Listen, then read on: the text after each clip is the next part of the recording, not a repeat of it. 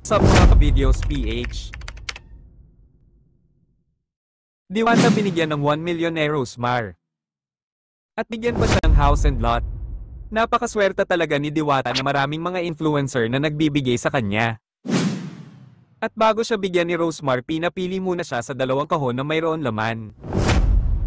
Unang pinili ni Diwata ay yung nasa harapan niya, kaso sinabihan siya ni Rosemar na ito nasa harapan ko, ayaw mo ba?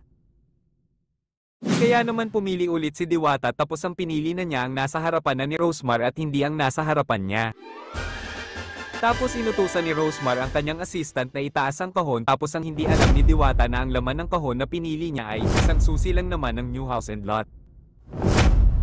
Talagang napaswerte ni Diwata na maituturing dahil sa isang Rosemar na influencer na pumunta sa kanya ay magiging instant milyonaryo na siya. Dahil hindi lang susi ng new house and lot ang laman ng kahon.